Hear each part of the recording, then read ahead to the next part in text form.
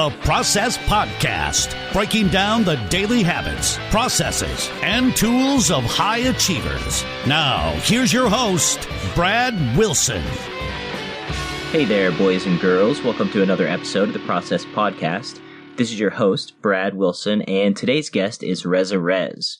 Reza is a serial entrepreneur and founder of Mindset Performance Training, a company that helps high-achieving working professionals and entrepreneurs harness the power of their mindset to achieve their personal, professional, and relationship goals without ever regressing back. It's a one-and-done type of approach that gets to the core of the problems. And he created Mindset Performance Training out of his own necessity. In 2015, he was a business consultant, and he noticed that there were two types of client that he would work with. The first would execute and get it done, and they were able to see really good results. And the second type would finger point and make excuses and put the blame on everybody else as to why they couldn't just get it done.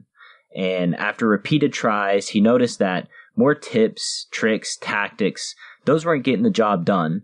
There was something that was fundamentally missing. And it wasn't until he employed the help of his partner, licensed psychotherapist Victoria Larson, that he started to more fully see the bigger picture. To progress, his clients needed to identify and unlock the things that were holding them back on a psychological level. So today, Reza and Victoria empower leaders to take charge of their internal and external world without the guesswork of traditional self-improvement tactics that don't solve the problem at its core. So if you're having trouble taking action on the things that you know you should be taking action on, you absolutely do not want to miss my conversation with Reza Rezz. Hey Reza, what's up? How are we doing today? I'm doing great, Brad. How are you? I'm doing pretty well. Could you tell me what mentally invincible or mental strength means to you? Great question. Big question to start off here. I'm gonna flip this around on you and ask you what does the word mindset mean to you? The word mindset. I'm not. Yes, I've never heard of the word mindset. I keep hearing it. What does it mean to you? I wasn't anticipating getting the questions turned around on me. Nice. So soon too, right? Yeah. To me, mindset is kind of getting in the zone, priming yourself to get ready for a specific activity, being able to have the capacity to accept the results no matter what they are. Okay. Interesting. And the reason why I ask this is because if you ask 10 people what the word mindset means, I think you're going to get 10 different answers, right? I've actually Googled the word mindset, and if you Google the word mindset, you get like 5 different versions of it. Mindset is such an abstract word, and it's so multidimensional as well, right? Is it from what you're talking about, priming yourself and getting ready for something? Is it from, that voice in your head? Is it what you hear on tenacity and perseverance and grit and 10xing this and hustling hard? There's a lot of different ways of looking at what mindset is. There are a lot of words that are very abstract and mean different things to different people. Mm-hmm. I think specifically I was talking about preparing yourself for some sort of activity or some specific thing. I got you. So the word mindset, though, if you would ask me, I would have been right there with everyone else 10 years ago. Tenacity, grit, perseverance, it's mental toughness. And, being in business for 20 years, my last company had 60, 80 plus employees. We were sort of fairly successful. I thought my mindset was good. My mindset was dialed in, right? As a wrestler of 7 years, my mindset's good. It's mental toughness. That's what I associated mindset with. What was that business? So my last business, we were in the energy industry. Before, I owned a mortgage company for about 6 years, and then it fell kind of flat on its face back in 2008 when the meltdown happened. And then from there, I was like, man, no matter how good of a product that I serve, no matter how great of a employee or business owner that I am, at the end of the day, if the banks are saying you can't lend out money, what are you going to do? So living in Arizona, I thought to myself, well, what is something that everyone has to have regardless of economy, right? And that my brain went there.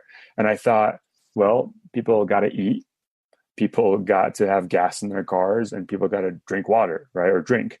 And so I didn't get into food or gas, but I got into water purification. So back in 2008, I got into the water purification business where we would go into people's businesses and offices and homes and say, okay, instead of having those 5-gallon jugs, and you get the water, what we're going to do is we're going to create water for you, clean drinking water on site. So we would do the reverse osmosis on site and then send it to a water cooler.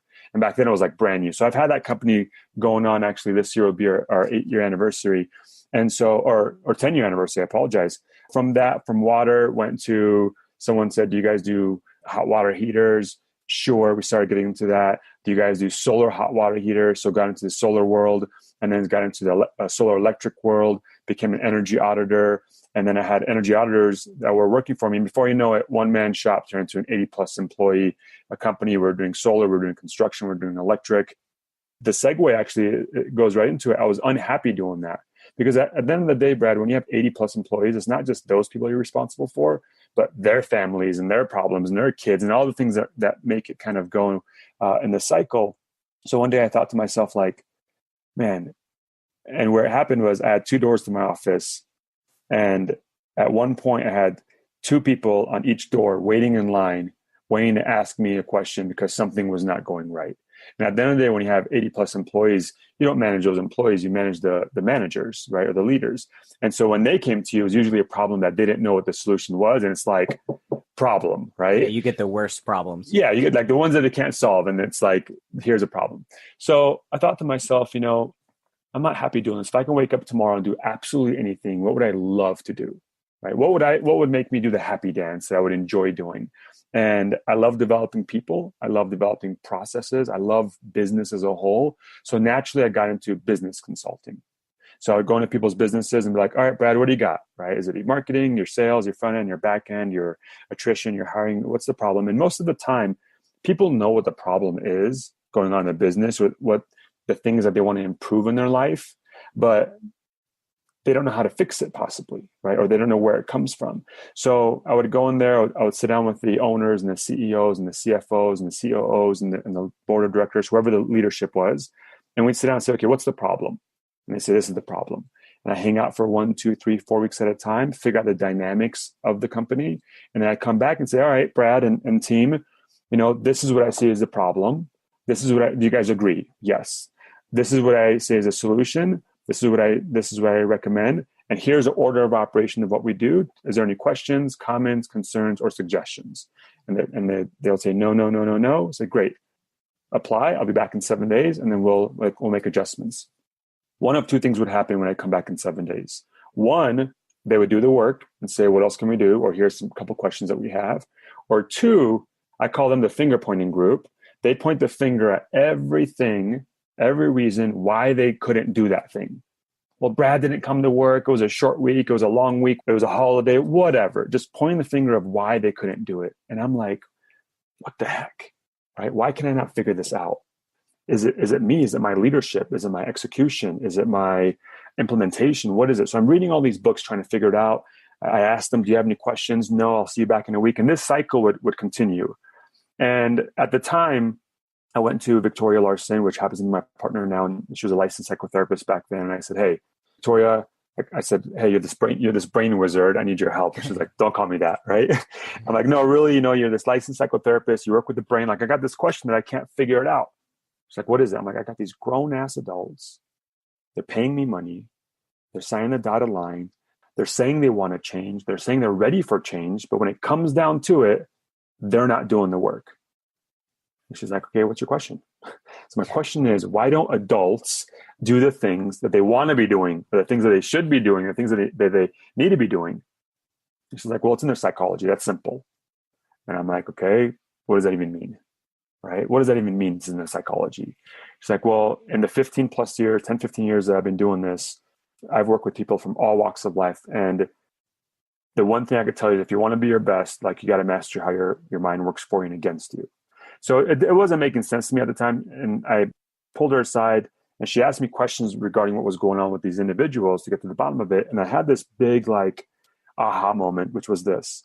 My whole life, I've always looked at tips and tricks and tactics and strategies and ways to get to that next level in business and my health and my wealth and everything. If I can do something in 90 minutes, why not 8 minutes? If I have 10 employees, why not 11? So try to get to that next level, that strive for that next level. And that's great. However, one thing I was missing is these people didn't need to know tips and tricks and tactics and strategies on how to move forward and up. What they need to figure out is, what is that thing that was holding them back from doing it in the first place, psychologically? Right. Which I was looking right this whole time, and I didn't even look left. So once we got to that point of it, they were able to do it. And I was like, man, that was some brain wizardy shit. Like, I didn't even know about that. Right. So I went back to her and I said, listen, you know, these brain tricks and all, you figure this out. Awesome. Now let me ask you this. If I wanted to be the best version of myself, and I'm not new to this personal development world, I've done the meditation and I've done the journaling. I've done this. I've had a performance coach. I've had a hypnotist. Like, I had money, I had time. And so I did all these different things. If I've done all these different things and I came to you and you've gone through this, like, how can I become the best version of myself? She's like, well, just figure out how your mind works for you and against you, and that'll be the best thing you can do. And I'm like, well, okay. Like, how can I get to that next level? She's like, there's 3 things that hold people back in everything they do: fear, self-doubt, and negative thinking. And then we went down this path, and I came back and said, well, if time's not an issue and money's not an issue, and I can work with you, right? Very selfish looking back on it now. I got this brain wizard in my pocket and I'm trying to get the most out of it as possible. I'm like, you know, if time and money was not an issue, like, how do we do it? And so that was kind of the spark that started mindset performance training. At the time, I was doing business coaching, business consulting. She had a practice. She was working, doing therapy with like 60, 80 people at a time. And then so I kind of pulled her away from that, started helping me with my business clients. And then I pulled a little bit harder and got her onto the team. And here we are a couple years later, and we absolutely love what we do and get to work with people all across the world, as long as they got internet connection and phone line. Do you still do business consulting? I do and I don't. Right now, I'm actively working with 3 clients. I only work with people if and when they've gone through our Mindset Transformation Experience program. And the reason for that is, even in business, everything that happens, your perspective, what you do, your success, your failures, your setbacks, everything goes on where? In your mind. So if you want to start that business and you're not doing it, or if you're in business and you need to do something and you're not doing it, it still comes down to your mindset. So what I was finding is, when I was working with people that didn't have that mindset training up front, when I tell them to go do something, it was the same cycle again. Hey, go do this on social media, or go do this with your partner, or with this contract, or with whatever. Okay. A week would come by. Oh, I didn't do it because of finger pointing again, right? So I had to sit there and explain to them, well, we got to the bottom of it. It was a fear of failing for X, Y, and Z. So because they didn't understand how fear works, they would still get controlled by it, and it was limiting their output. So now when people go through it and they understand how their mind works, it's just so much more of a rapid growth and so much of a faster pace, because they understand how their mind's holding them back and how it's not.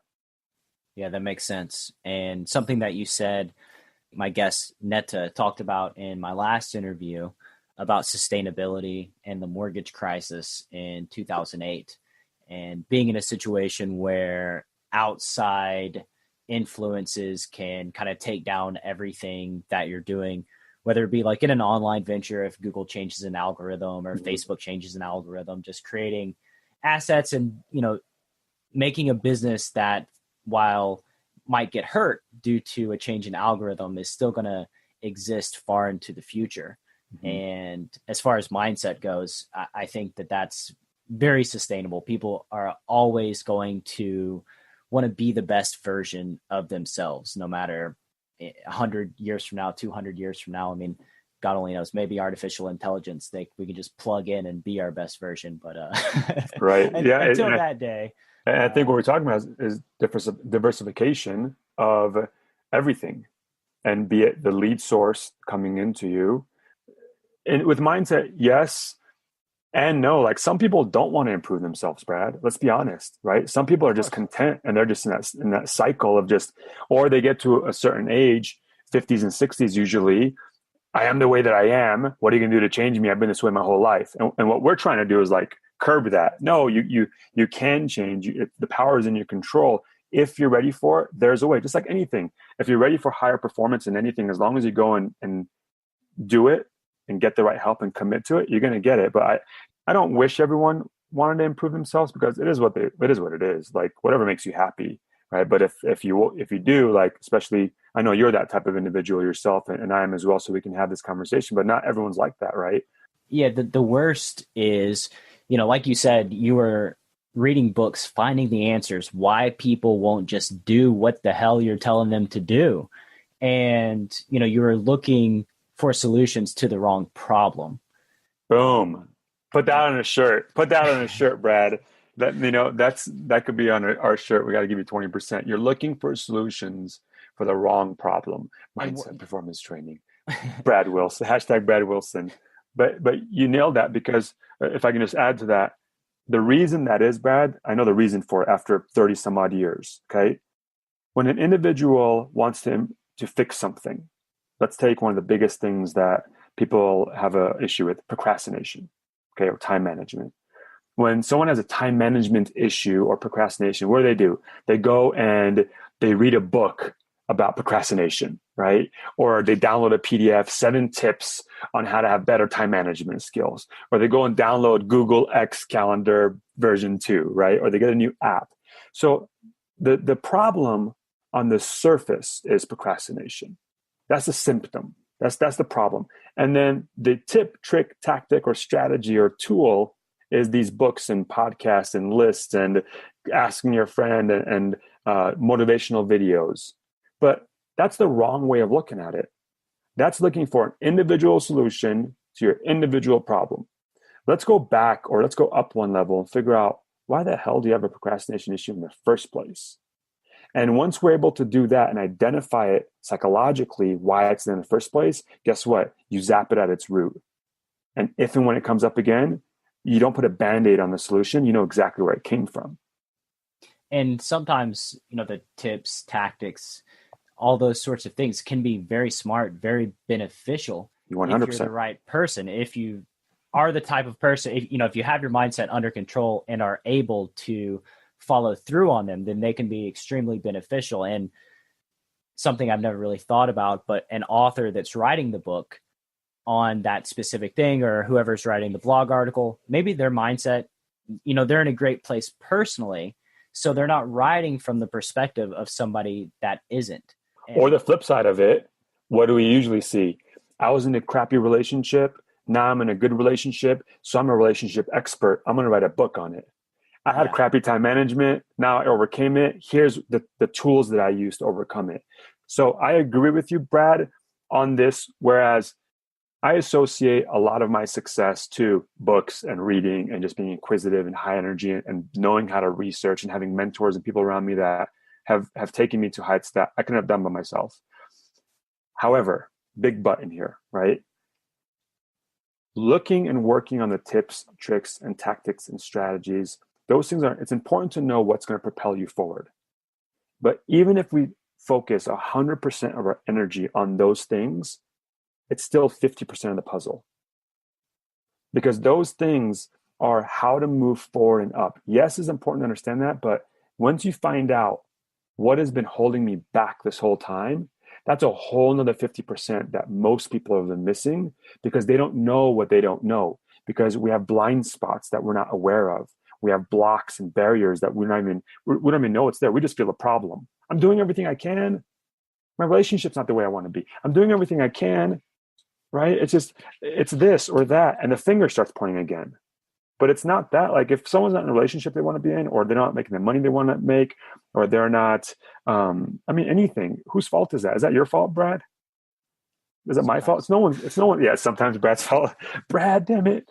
But it's no one's fault. But if you're just not the way that you want to be, it's your own responsibility to change that. It's very commendable to have a mission to go to the source, because like you said, if somebody doesn't want to change, then that's one thing. But if somebody does want to change and they can't for whatever reason, and they're spending their time and energy, and they have this judgment on themselves that maybe they're just not good enough, maybe they're not worthy of change, going in there and helping them change their mindset, it doesn't get any better than that, right? It's life-changing for them. So you mentioned 2 separate things that I want to touch on, which is, one is if they don't want it. And the second one is if they don't think they're worthy. Completely different ball games. A good analogy I like to use is, if you get a cavity, do you go to your friend that had a cavity once, or do you go read a book about how to fix the cavity, or do you just give it time to fix the cavity? No, Because what's going to happen? You and I both know this is not my fact. This is a freaking fact of life. That cavity is going to turn into something that you don't want. It's going to become harder to change the older you get, more expensive, more painful. So same thing if you break a bone. Hey, Brad, I heard you broke a bone once. Like, how do I fix this broken elbow right now? Right? I'm going to go to an expert of the bone or the tooth expert. I don't even want a general dentist, right? I want to go to a specialist if I can that specializes in root canals or crowns or whatever is the problem at the time. But when it comes to mindset, people are just like, oh, mindset, 10x, hustle, do more, be more consistent. Being more consistent at the wrong thing isn't going to make it right. To go back to this analogy, if you got a toothache and you go to the dentist and the specialist says, listen, you want to fix it? You got to be ready, you got to be committed, you got to sit down in this chair. No, I'm not going to do it. What do you mean? Right? You got to sit down in the chair. You got to be ready to fix it. And so same thing when it comes psychologically. If you're not ready to fix it, there's nothing you and I can say or do that's going to fix it. But to speak to the secondary point is I'm not worthy. That's a whole another ball game. Because some people think that they're not worthy because of their upbringing, right? You are this amazing and awesome and cool and unique human being, Brad. If I had $1 trillion, I could never make up another Brad Wilson if I wanted to, because you are this awesome human being because of what happened to you from birth all the way up until this conversation right here. Right. How you were raised, parents or lack thereof, religion or lack thereof, friends or lack thereof, friends or bosses, jerk, all these different things, trauma, pain. So everyone's very, very unique. So when you read a book from, author A that says, this is the way I'm going to fix time management, that's not going to apply to you, because why do you have a time management issue in the first place? Get to that. And it's a whole nother level it's a whole nother frequency of growth when you figure out what's holding you back than what's going to move you forward. People don't need more information. Internet's a garbage dump of information, right? What people need to figure out is what's been holding me back. And then it's like rainbows and sunshines are coming down on you because you have the manual of how your mind works. Awesome information. I love the analogy, and it makes sense, and I think that a lot of times, especially when it comes to the mind, using your example, when you have a cavity, when a bone is broken, it's a tangible thing and then there are very tangible solutions. You go to the doctor, right? Mm-hmm. But when it comes to something like mindset, there's not always these tangible solutions, and people, maybe they're not brought up to seek out somebody who is an expert of the mind. I think the question in there was, how the heck do you do it? Yeah, go for it. How do you do it? I'm fired up, Brad. So let me give it a shot here. Okay? I'm fired up. It's Friday. I'm fired up. Okay. If it's 5-hour podcast, who cares? Yeah, let's do it. So I'm going to give you the 30,000 foot approach to it, and then create something for your people to dive in deeper if they want. Okay. 30,000 foot approach is this. Number one, you got to put yourself first. You got to put yourself first. And what do I mean by that? Everyone wants to be happy, right? But what the heck does happiness mean? Happiness is different to you, Brad, than it was when you were 12 or when you're 92. It's different in people in Jamaica and Jerusalem and East Coast and West Coast, across social statuses and eras and times. So I've broken down happiness because when people come to us, boiled down, they're like, I want to be happy. But what the hell does happiness mean? So I've broken it down to 3 things. And I want you to tell me if you agree with me or not. Okay. Number one, we are happy when we progress in one or more aspects of our life that we want to progress in. So if you want to progress in your relationships or in your finances or in your time management or your purpose, and you're able to do those things, guess what? You're walking around like, oh yeah, look at me. Life is good, right? And you're walking on your tiptoes and you have a dose of happiness. Do you agree with that? Yeah, I agree. Secondary part is you're not going to be happy. You're going to be borderline miserable, not you, anyone, if they cannot overcome the thing that they want to overcome. So going back to your point, when there's something wrong, if there's trauma or pain or something that's unresolved that's coming up, and whether you know what the problem is, but you don't, but you feel the symptom of it and you want to overcome it. For example, some people have time management issues. They know it pulls them down, right? They know it affects different aspects of their lives and they want to change it. But whatever they do, they can't do it. It's been this way for 30 years, my whole life. So if you can't do it, then it's going to pull you down, because that time management is going to affect your finances, is going to affect your relationships, they're all connected. And the third one is this. You're not going to be happy. You're going to be borderline miserable, not you, anyone. if you continue to do things to make other people happy in lieu of you being happy yourself, and we see this all the time. People do things for their kids to make them happy, but they're miserable. They do it for their spouses, but they're miserable. They do it for their employees, their employers, their friends, their parents, homeless people, right? Oh, I'm gonna go to the shelter and help people out. It makes me feel good. I'm gonna go to the pound. Cool, no problem with that. But make sure you're filling your own cup first. Make sure you're putting yourself first. And I use this analogy of if you're drowning and you're in the ocean, and I take this life preserver, I'm like, here you go, Brad. Grab onto this. Save yourself. And you're like, no, not me. Give it to my kids, right? Give it to my wife. Give it to my listeners. Too? Yeah, they're going to drown. If you go down, Brad, what happens to the rest of them? I guess everybody goes down. Everyone goes down. You have kids, right? Yeah. So if Brad is not operating at number one in your time management, in your finances, in your health, in your mental health, is that going to affect your kids? Of course. Hell yes. So that's number one. You got to take authentic action. You got to put yourself number one. If you don't put yourself number one, your kids can't do it for you, Brad. Your wife can't do it for you. I can't do it for you. So that's number one, the way to fix it. Put yourself first. The second one is you got to have some type of a system. You don't go and just build a house by freaking just buying some wood and a hammer and nail and just, we'll figure it out. You need plans. You need to work with someone that understands how to design this plan for you to be able to go through it in a linear fashion, to go through it in steps and sequence. Like we're adding on to our house right now. I'm adding a building. Like if you think about it, if you do the flooring before you do like the walls, it's going to set you back so much because like the wall is going to fall down on the brand new flooring and you have issues if you put the installation wrong. So not only steps is important, but if and when you hit problems, then what? And then we get into the next way to do this is you have to understand how the mind really works for you, but more so how it works against you to protect you.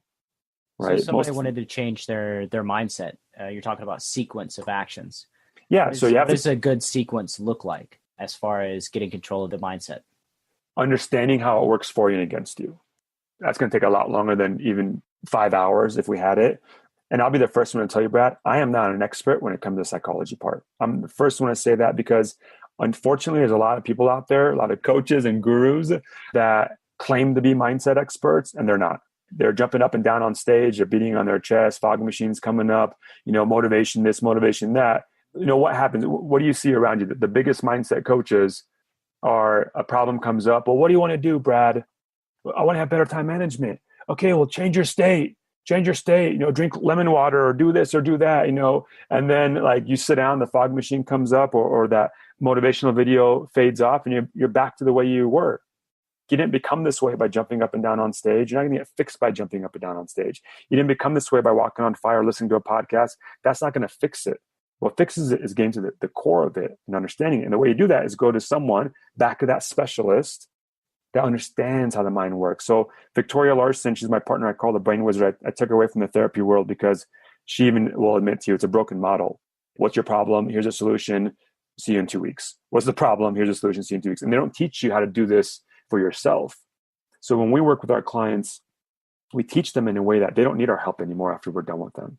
They understand the process of how the mind works. So therefore the content becomes irrelevant. If you have a fear of failing and you understand it to the core, you can understand how to identify it, unlock it, and overcome it with ease. So fear of failing in business or in your relationships or in your friendships and your communication, it's all the same thing. The content's irrelevant once you understand the process of it. Does that make sense? Yeah. And then the last one is just get the best help that you can get, right? If your best help is your mom or your neighbor or whatever, whoever, like just get the best help that you can get because you only know what you know. On the context of the current model being broken, if the current model is broken, what would you suggest? Where is a good starting point for somebody that wants to change their mindset? Conventional wisdom / society now is saying like visualization is going to bring you success, right? Or like, praying on your success or reading more books and being more consistent will bring you success or just, learning how to accept things. Sure. Does it help some people? Yes, but it's not going to take those high achievers to where they want to go because then you identify the other side of it. We do what's called a mindset transformation experience. And in it, you need three things to be successful for a complete transformation that lasts. Number one, expert guidance. And expert guidance is not the same as someone saying, hey, come do it this way because I did it and it worked for me. That's not expert guidance. That's called personal experience. There's a big difference in that. The second thing is getting true, genuine support. What does that mean? I can go on YouTube and find an expert, whatever, an expert psychotherapist, an expert table maker, anything that I want to do. But if I don't have genuine support and I can't go to that person and say, hey, I got a question, I got a problem. Am I doing this right? Am I doing this wrong? Am I missing anything? It's not going to be the same, right, as watching a YouTube video. So expert guidance, genuine support, not leaving any rock left unturned. And the third one is this, the proper accountability. Because even if I watch the video of how to run a marathon, for example, and I don't go do it, I don't ask my coach any questions, it's not going to stick. And that's what the problem is with going to these events, these 3-day weekend benders that you're on stage, or, enrolling in a program where they just tell you what to do and they just correct you and what you're supposed to be doing, what you should be doing. We don't correct people. We connect with them and teach them the process. So you have to have those three things to circle back to your question: expert guidance, genuine support, and accountability. And if you're not where you want to be in life right now, I'm willing to bet my left arm that you don't have those three things, or you didn't have those three things at one point, and that's where there's something missing: expert guidance, genuine support, and accountability. Would you agree to that? Yeah, I agree. Speaking to the third point, accountability, it's something that a lot of people struggle with. How do you go about, in your group, in your neck of the woods, creating accountability for the people that are trying to, improve their lives? What we do, everything that we do is online. So we live up in northern Arizona. We're dead smack in the largest ponderosa pine forest in the world. So we have the amazing privilege and honor to working with people all across the world because of the interwebs and this. So the way we do it is we teach them the process of it, but information alone is not enough. And then the secondary thing is we ask them specific questions, and there's an art and science in the way that we ask these questions that doesn't just tell them the answer, but guides them to coming to their own answer themselves, because that's going to make them retain it in ways that just telling someone's not going to do it. Third part is giving them comprehensive feedback. So when people write the questions back, we don't just let it sit there in la la land. We have an expert of the mind that has a background in psychology and psychotherapy and studies neuroscience, understands the mind, reading every single word and giving them comprehensive feedback. Why? Because they need to be able to identify what they're doing wrong and right. And then on top of that, we have an accountability group call every single week. And it goes as long as we need to. So we answer every single question on there, usually about an hour and a half. And what happens is, when you're learning about your mind and you're trying to implement and you're presenting with the problem, you're going to learn a lot by yourself. But once you're able to be in a cohort, a group of sorts, where there's other individuals that are going through this transformation process with you, you get to see what are other people's problems that they're presenting with. Where is it coming from? How are they implementing change? What questions are they asking? And then on this call, we're on there where it's audio and video, and we connect with them to help them identify those things. So when someone says they're going to do something the week before, they can't get too far without doing it. Everyone shows up. And to tell you this, Brad, we've had to date 100% success rate. And the reason for that is because it's very, very, very, very hands-on, right? It's not just read this 7-page PDF and you're going to be fixed. What I'm gathering, it would take a lot of time and energy from all of you to be involved in each and every person that goes through your program. I guess scalability. I assume you're not looking to scale to the entire world, millions and millions of people. It's it's an individual, very hands-on type of program. Yeah, because we don't believe in that. We don't believe in, I hate to say it, quick wins, right? We don't believe in that. We believe in long-term sustainable success over quick wins all day long. Getting the expert help, getting the support, getting the accountability. At the end of our experience, we ask people 3 distinct questions. Number 1, did you get the results that you wanted? Very broad question. Number 2, do you feel like you had a transformation? Number 3, do you feel like you had a complete mindset transformation experience? And every single person to date has said yes, yes, and yes. And I'll be the first one to tell you, Brad, we don't work with everyone, right? We have a very in-depth conversation with them before they come on board, because we want to make sure they're the right type of fit, that what they're looking for is what we do, right? If you go to the eye doctor and your knee hurts, you're at the wrong place. So we want to make sure that it's the right fit of an individual, and then we work them. So to answer your question, you can't do what we do with 100 people at a time, because you need that connection. It takes us 8 weeks to do it, and we're with these people 3-4 times a week in a one week period every single week. So there's a reason for that success, is because I believe 100% in the connection that we make. As a challenging question, the people that complete your course, do you come back to them in 6 months? Do you come back to them in a year? And are they still the same after going through your course? Every single person, when they come in through our doors, we test them in. We see exactly where they're at before they start. At the midway mark, we do a test phase. And then when they get done, we do a test phase. So we can track every aspect of their life: physical health, mental health, relationships, finances, career, spirituality, time management, purpose. Every single person's numbers goes through the roof, right? When they go through it. And we do a before and after video. And that is like something it's just rad to see someone before and after. And if you go to our website, Mindset Performance Training, and just go to the very, very bottom, there's a button on there. It's amazing. And because some people are like, don't tell anyone that I did this, keep it on the hush hush. And we respect that. You wouldn't even know that they went through it. But some people, they're open to sharing their story. And they're open to sharing them before and after videos. Brad, I get goosebumps just thinking about it or watching them, because you see confidence in the face, where they were at before in their relationship, where they're at in every aspect. And then afterwards, they don't even recognize them. And then we follow up with them 6 months afterwards. Every single person, hands down, says, my life has exponentially gotten better since I graduated, because now I get to sharpen those tools and utilize them and implement them into my world. 50% of the people that go through it, some way, shape, or form, either quit or change their job or career halfway through it, because they're like, F this, right? I didn't have the confidence. I didn't have what I wanted. I deserve so much more than this. And we just did our first 1 year follow-up with someone on Wednesday. Someone reached out to us, said they've moved, they've settled down, the best relationship they've been in. They just bought a house, like this stuff that you're like, yes, right? You're like, you're their biggest cheerleader. And we stay connected with our people for ever, right? You go through like military, or you go through like things that really change you, and you really make that connection with people. We did an interview with her, myself and Victoria, on a 3-way interview, and we'll post that into our group, The Art and Science of Mindset Mastery. And it's just, we have fun with it. We love what we do, and we get to connect with some really amazing people across the world. They're like, hey, I'm ready to transform my life. Let's do it. Talking about the smoke screen and the rah jumping up and down on stage and those type of events.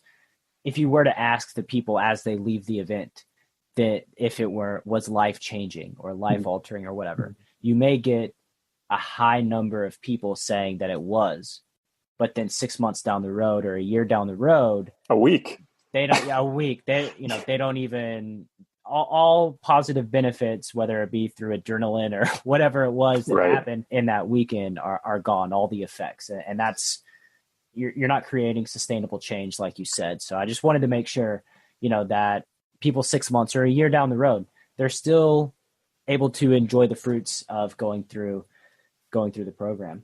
Yeah, 100%. We see a lot of those people that go to those events, and whether it's leadership training, motivational, business training, and they say the same exact thing you just said, which is, I went to it, it was great, it was awesome, but I'm not the way I want to be yet, right? I didn't get what I wanted out of it long term.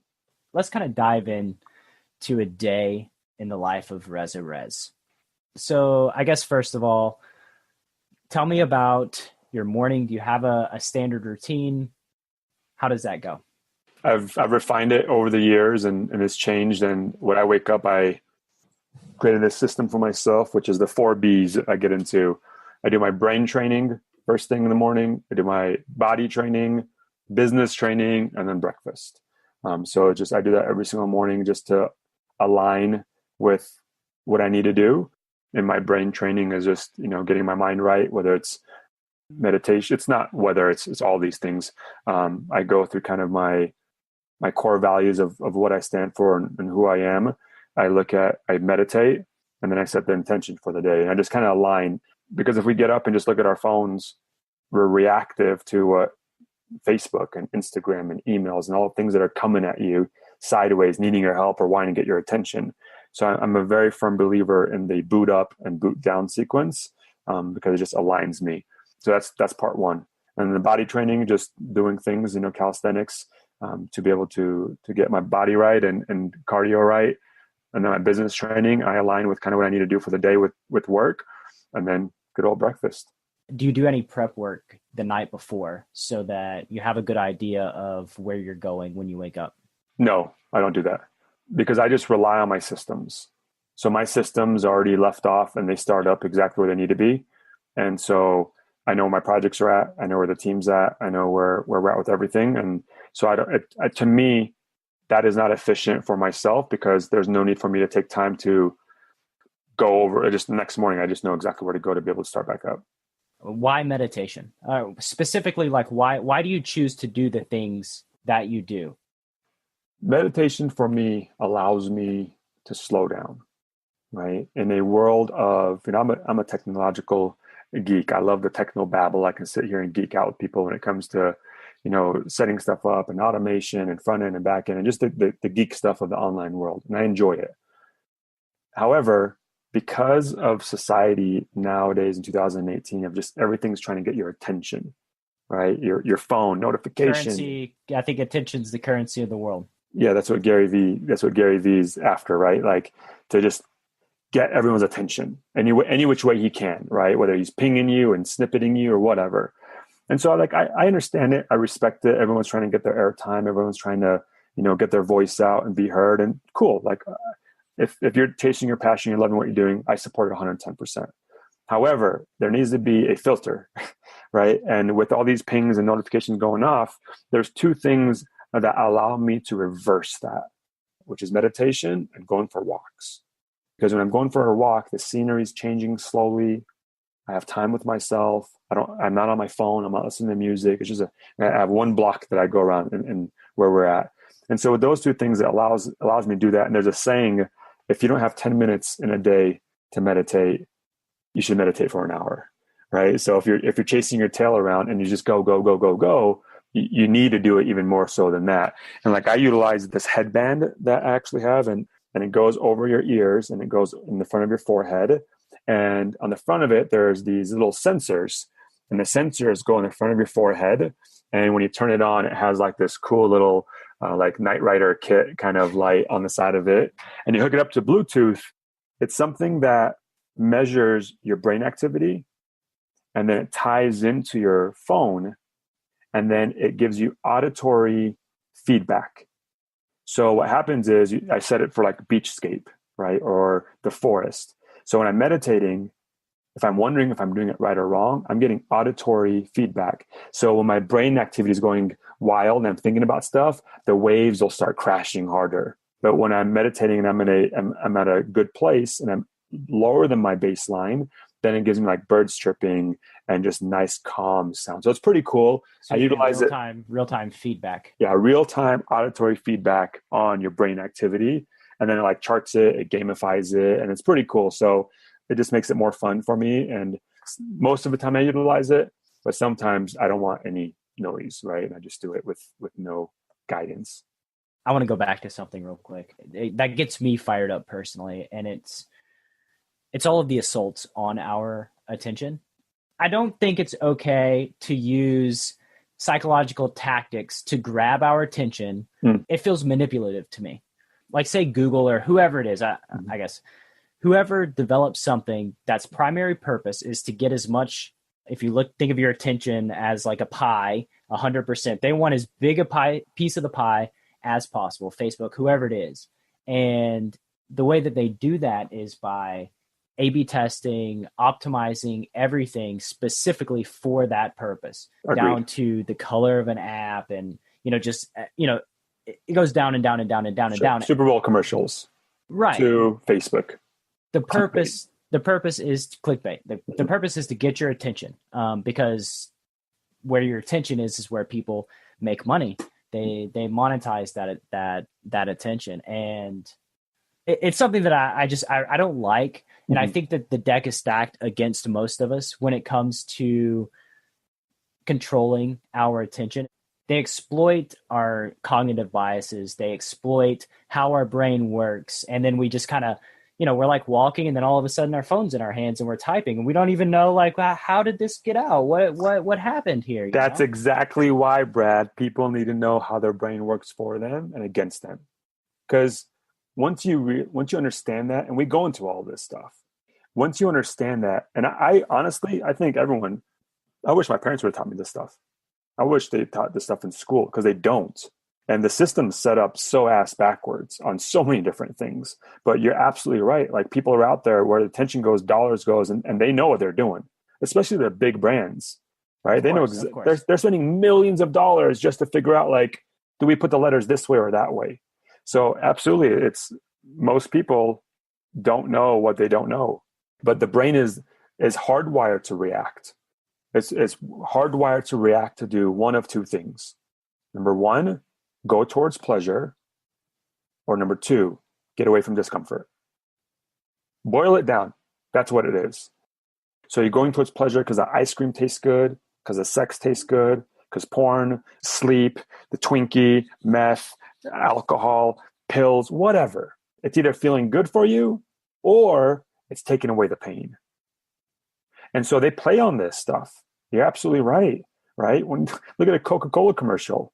What do they show? People are laughing and having a good time, and friends and sunshine, right? Walking through the field. That's not what Coke is. Coke is like freaking corn syrup. It'll melt a nail in overnight. You know what I mean? Like, it's not that, right? So yeah, I think that's exactly why people need to know exactly what the blueprint of how their mindset works. And we don't get that manual when we grow up. Just kind of figure it out. You're on your own. Just because we're born with our brain or born with emotions doesn't always mean that we know how they work and how to, deal with them in a healthy way. Yeah. I'll be the first one to tell you, 95% plus of the people we work with are women. It's not because we don't want to teach men this stuff. Hell yeah, I think I would want to teach men even more so this stuff. Because what is our emotional training? Don't cry. Don't be a little bitch. Figure it out. Don't ask for help. Figure it out. Because of that, like, our emotional understanding, fear, anger, jealousy, right, pride, and like, I won't even say in the Eastern world. This is worldwide. Men, you got to be the strong one. You got to take care about, and so in that, we're not in tune with, like, if you ask 9 out of 10 guys, like, how are you feeling today? How are you feeling right now? I feel okay. Right? Most guys are going to say either good or bad or okay. Yeah. Right? That's like our emotional vocabulary. And Victoria asked me this several years ago, and she's like, hey, how are you feeling right now? I'm like, good. She's like, good is not a feeling. I'm like, yeah, it is. She's like, no, here's a feelings list. I'm like, what? What? We have this many feelings? Right? Because we're not in tune with that. We're not in it all day long. And don't get me wrong, like, some men are. Some women aren't. I don't want to generalize a whole, like, sex because of this. At the end of the day, though, because we don't have it, like, we believe in this mindset mastery movement, which is, if all human beings, once they're able to understand how their mind works for them and against them, the world's going to be a better place. Less arguing, less domestic violence, better connection, better intimacy, less war, raising better kids, less fighting, right? Violence, like, so much, because all happens here. Right? Why does someone commit suicide or have depression or cheat on someone or get on drugs? Like, because something's not right in their life, and they're trying to make it better the best way that they know how, with the tools that they've been taught, or that's been passed down to them, or that's been around them in their environment. We just had an individual that passed away yesterday, Anthony Bourdain.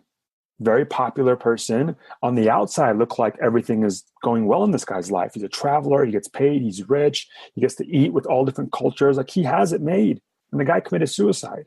What kind of pain is going on inside that he doesn't know how to deal with, that takes someone to that point? It just, once you're able to understand it, it just makes everything so much easier. And a lot of people focus on things to make their external world dialed in. I'm going to get this wife, this husband, this kid, this house, this car, this book, these different things. And if and when I get these things, then everything's going to be all right on the inside. Surprise, surprise, that's not the way it works.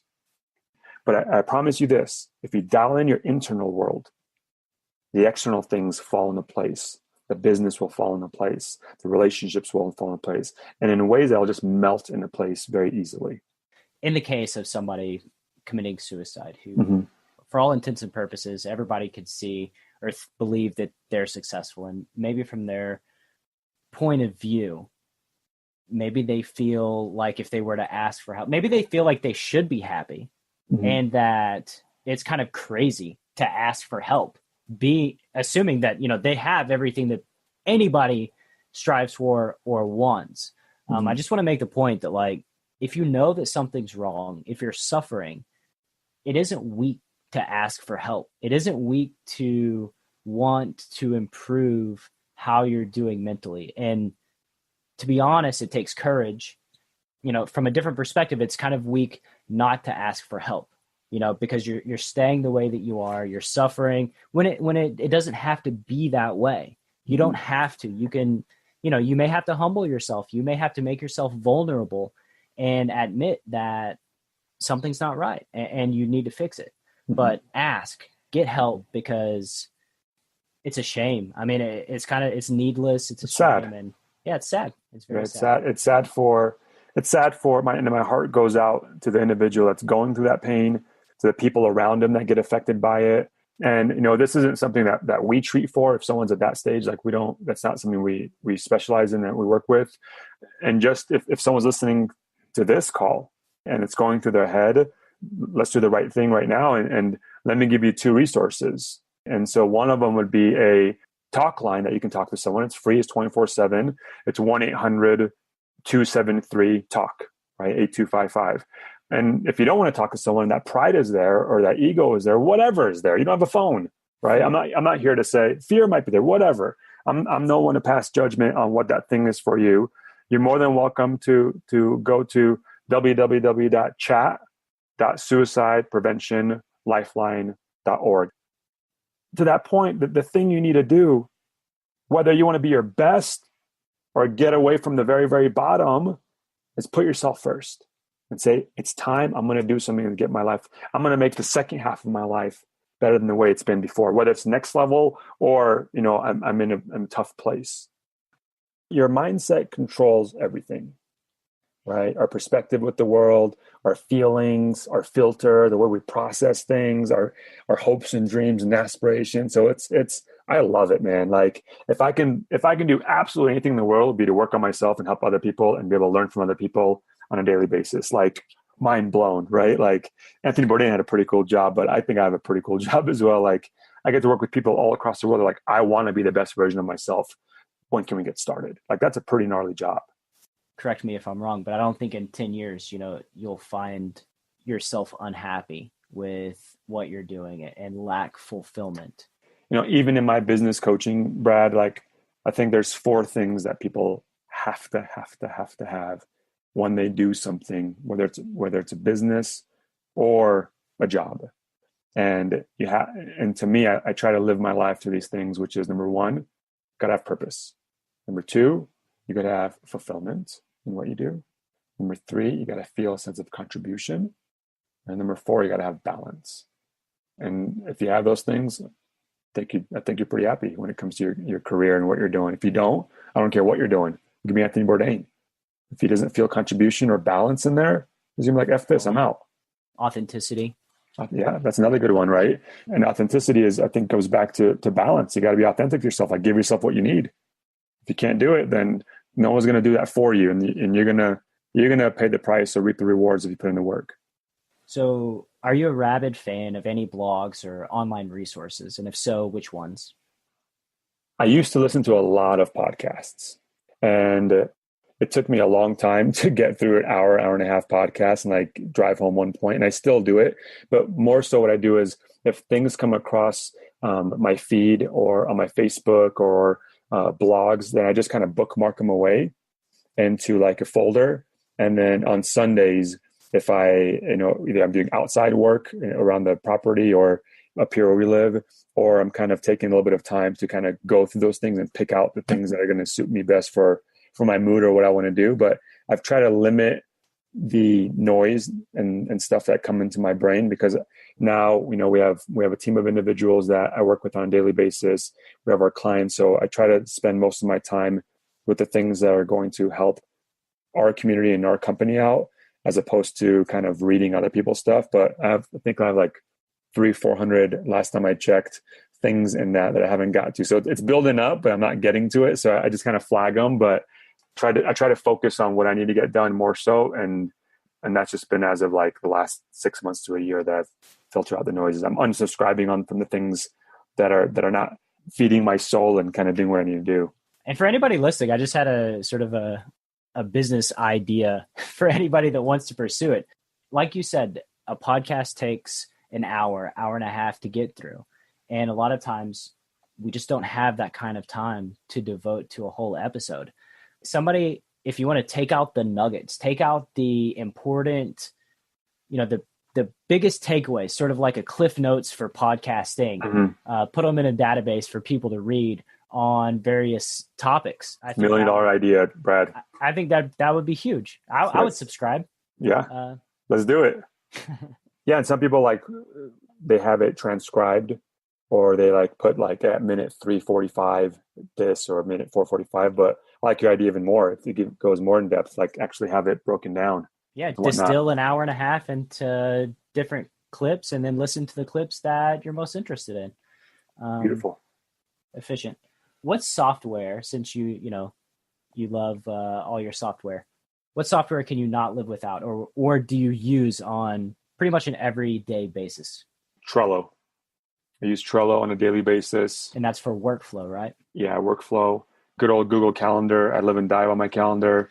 Those are the two that I'm inside of all day long. And then all the Google apps that they have inside there, right? The Excels and all the different. Why Trello? Trello, because we utilize it with our team to kind of stay on top of projects and not drop the ball on anything, have multiple people.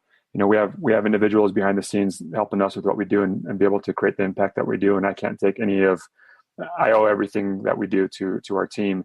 And that allows us to be able to communicate with our team better and more effectively. And the workflow is good. The drag and drop. I'm a visual person, but I'm also very analytical.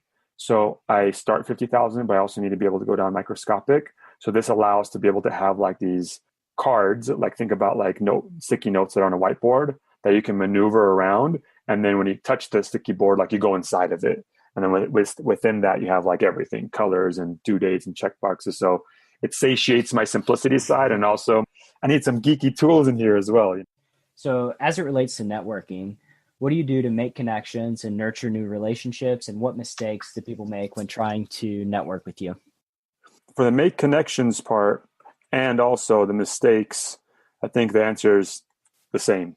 And which would be just connect with people human to human, right? If I see you, Brad, I'm like, what's up, Brad? How you doing?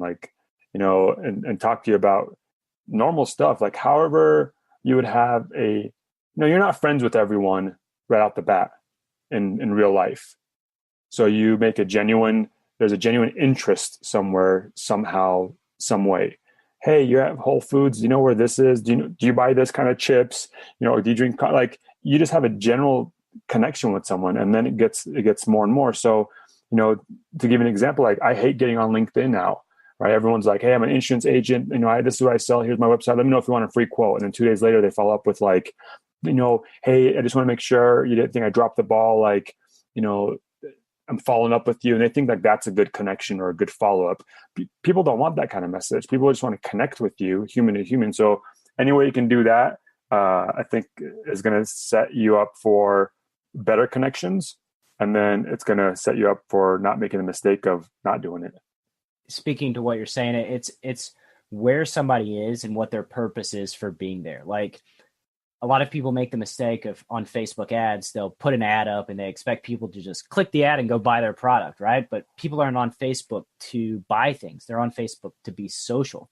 Mm-hmm. So you have to start the relationship out, and you go slow. You have to warm them up, warm the lead basically. And on all the other networks, that's always going to be the case. Mm-hmm. If you want to sell somebody food, you don't go knock on their door and ask them if they're hungry and hope that to sell a hamburger, right? Right. You would go to the grocery store.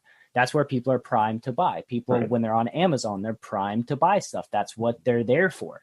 When people are on Facebook, they're there to socialize, or, Sure. what, for whatever reason, why they're on LinkedIn. It may not be to be bombarded with a million different requests on your time and energy. Sure. So, just be aware of the Where you're state of at. mind people are Yeah. in, and where you're Right. at. Yeah. Yeah, absolutely. One thing that I've noticed a lot of people struggle with is promotion. So what does your system of promotion look like? Connection, real genuine connection, right? Like when you're on Facebook or where we're different places, we don't just yell at everyone on the corner of the street through a megaphone, come do mindset stuff, right? We have the best stuff, 100% success rate. Like, who the heck are you? Right. So in that, I geek out about, just because I'm a business, I understand business through and through. There has to be this sequential, real steps in that connection. Same thing that happens in a coffee shop. If you were to meet someone and say, hey, what's up? How are you doing? Who are you? Who am I? What do I do? Do you have any questions? That needs to happen in your messaging and your sequence as well, right? So when we reach out to people, we don't just reach out to anybody on Facebook and just say, hey, Facebook, go out there and show our message to everyone worldwide. We know exactly who our demographic is, how old they are, what they like, what they don't like. So we want to get in that virtual space of people that are looking for ourselves, people that are interested in self-help, people that are interested in improving themselves and getting to that next level, or psychology, or people between this age. We don't usually work with people underneath the age of 33, right? In general, or older than 49, 50, because before 33, you're just barely learning how to wipe your own ass, and you're barely figuring out how, life and all that stuff. And you got it. Like, I know, right? I know. In your 20s, that's like the most popular thing you say, I know, right? And then so when you get in your 50s, what does it become? I am the way that I am, right? So there's a sweet spot for us specifically of like when people are ready. But then again, we work with people underneath that age and over. So I don't want to overgeneralize, but you still go, we're not going to go into a retirement home and say, hey, you want to work on your mindset? Or we're not going to go, somewhere that's selling video games to 18-year-old kids either. Make your promotions real, make them connecting, and have your message resonate with the person where they're at. Not to manipulate them, but to be able to connect with them, not to correct them, but to be able to explain to them in a way that they're like, you know what? Yeah, this is something that I might be interested in. What's the next step? And then move forward. Before you make real personal connection with other people, make a real personal connection with yourself. Because when you do that, that's when you can really go inwards and work on the things that you want to work on. What does a real personal connection with yourself look like? Let's just go through a day in the life of a 30-year-old person who embodies what you're talking about. I think a lot of people, let's use confidence for as an example, right? If someone is in tune with themselves and they don't have, they're, because everything stems from something else. So this is a very deep conversation. Like when someone has a confidence issue, it's not because they want it. Something happens somewhere in their life that causes that, right? It might have been back in 4th grade when they were standing in front of the classroom and a teacher asked them, what's 11 plus 11? And they couldn't figure it out. And everyone laughed at them. And they'll remember it exactly like it was yesterday. So that causes a confidence issue. Well, if they know they have a confidence issue, because of that, they don't do the things that they want to be doing. So therefore, because they're not doing it, they're not going to eat right. So that they let their body go. And this goes well with the 4 agreements. They tell a story in the 4 agreements about a little girl who is singing, and she sings every day. And just for whatever reason, one day she's singing and it annoys her mom, and her mom snaps and says, hey, stop singing. You've got a terrible voice, right? Boom. Agreement made with that little girl that she's bad at singing, and she's not going to be singing much more for the rest of her life because of one split-second reaction. Yeah. So I think an agreement that you make with yourself based on something that happened. It could be an agreement. We utilize, like, when we work with people, we upgrade their software for their brain, right? In a way that they just have this new one. But if you go back with that little girl example, let's say when she was 14 years old and that happened, on version 14.1 of her software, that thing that happened is going to have an effect on all the other versions. So when that thing, the surface level problem confidence, when someone addresses that and they have confidence in their life and they are able to go in words and tap into that and fix it and get the help that they want and swallow the whatever that's holding them back, whether it's fear, pride, ego, or whatever that's getting in their way of fixing it, then I think that person wakes up and they have confidence to be able to stand tall and be authentic to the choices they make and the way that they communicate with people and the boundaries that they set and the connections that they make. And they're not overcompensating or, it just, the ripple effect is huge on just all these things that we're talking about today. It's not just like the things that we're talking about are the surface level things. Right. And then when you get down an inch or two or three, you're like, oh, now I know where it comes from and it affects everything else.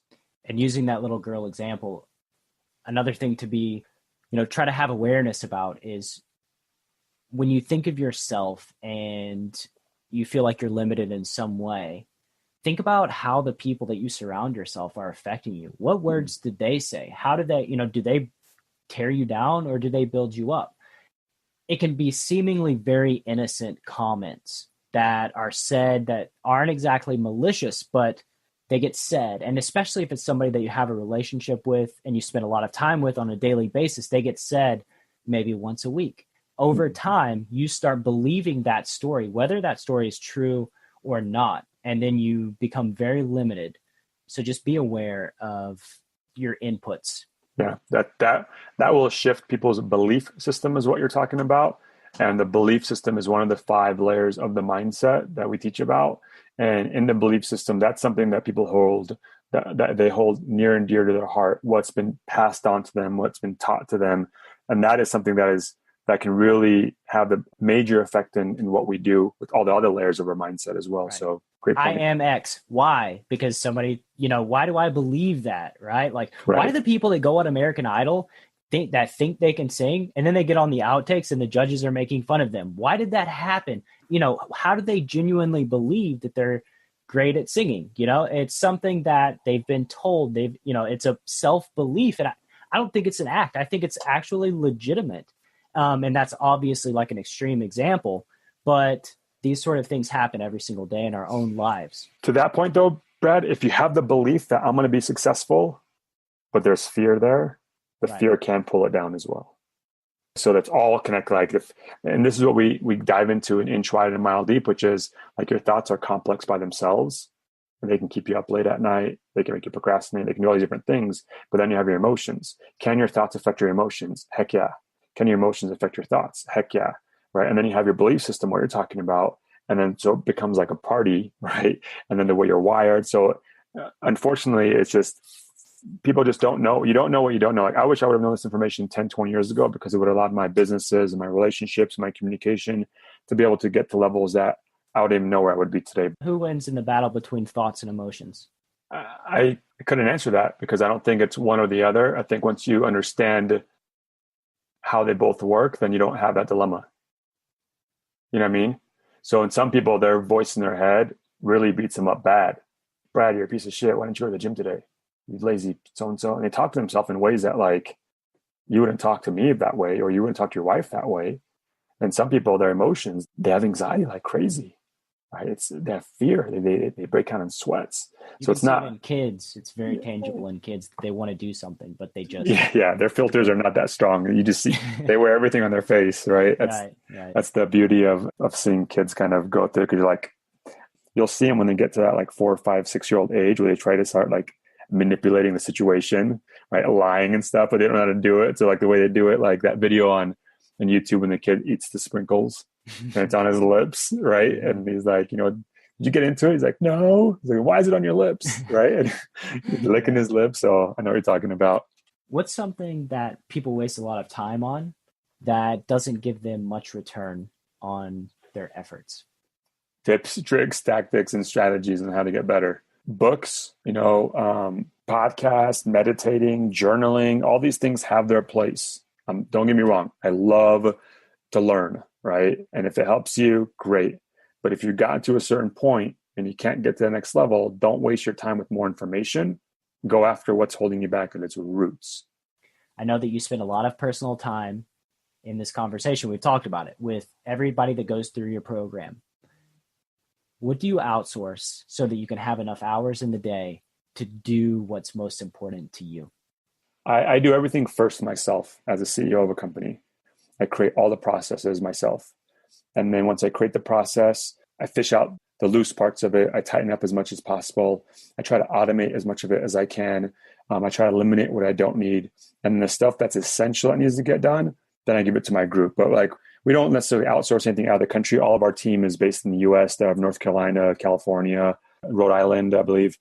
We try to have technology do the things that is minutia, and the stuff that where we need to make a human-to-human connection because it's important to us and who we are, then we have humans in that place making those human connections. What and specific things do you consider minutia? Data collection, tracking numbers, how many people clicked on this, or how many people did that, or how many calls did, those things. And that to me is like, why put a human on that when you can have technology do that for you? Sending out an email to someone to follow up with something, right? If it's a general follow-up, let the technology do it. But if it's something where I need to make a connection, human-to-human connection with Brad, like there's no better person to do it than myself or one of our team members. I outsource things where it needs it. I don't do our audio and I don't edit our videos. I don't create our graphics. As our company obviously grows and evolves, it's something that we put the right people in the right place that are good at what they're doing, that enjoy what they're doing, that are part of this culture that we have. And this works. And we have an amazing team of individuals that just, they love what they do and we love them for it. And it's a very tight-knit community of individuals or a group of people that we have that do what they do. Are you actively like training, like say you have a carbon copy of yourself? Are you actively recruiting people just like you to do the same things that you do in order to affect more people? That I do know that I did, yes. I sit as CEO of a company because I've been in business for 20 years. I understand how to go into the marketing and the sales and the different aspects of the company and be able to look at the weakest link in it and help out and be able to speak intelligently to be able to get that system back up. This is what I did for a living. I'd go into people's companies of all different types and figure out where the weak point is. Two things. Where's the weakest point? How do we get that up? And what's hemorrhaging costs and get that down? But I'm never going to be as good as a specialist, right? So I'm never going to be as good as a person that's a graphic designer. I can talk to them, right? I can talk the terminology and be able to communicate with them effectively. But at the end of the day, I've done it all. And then I pass it on to someone else that can do it when the company gets to that size, that right point. And then I move on to the next thing and just kind of grow that company that way organically. What's a book that you personally reread every year, every couple of years? I don't reread them. What I do, I won't leave you hanging on that though. Okay. No, right? Nope. Okay. What's the next question? I won't do that to you. So what I do is, do you have an iPhone? Yes. Like on the reminders, like your grocery list reminders. So I have one that I've created called book recommendations. Mm-hmm. Right. So when someone says, "Hey, I'm reading this book," I say, "Well, would you recommend it? Would you recommend I read it? Right? Would you recommend I buy it and read it? Right? Because it adds a little bit more like substance to it, right? If I'm going to buy it and read it." And if they say yes, what I do is I write down the book's title, the author, and then the person that recommended it to me. And I have like a list, a going list of that. And once I get done with the book and I get to the next book, once I read it, I go back to that person. Sometimes it's months or like a year later. And I go back to them like, "Hey, Brad, thanks for making that recommendation." And I just talk to them about that book and make that connection again. So that's something I do, but I don't go back and read a book a second time. I do cliff note it if it's something that I want to take away from it. And then I have a system that I organize it in my notepad to be able to reference it and like search for it and go back. But once I get it and it's in my brain, it's in there. Where can my audience find you on the interwebs? They can just search for us on our website, Mindset Performance Training. Where we hang out the most and they can actually make a connection with us is in our Facebook group, The Art and Science of Mindset Mastery.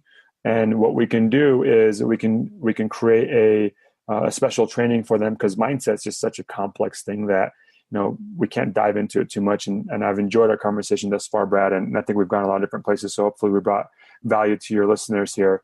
If they want to go to mindsetperformancetraining.com/the process, we'll teach them the exact 5 shifts that our clients take and make to be able to create change in every aspect of their life without the guesswork and without the trial and error. So it'll just be pure content. We'll create it for you guys' community and we'll get it up for them. Awesome, man. I appreciate it. I appreciate your time and energy. Loved our conversation. Brad, the pleasure was all mine. Thank you very much for having us on, and you enjoy the rest of your day, sir.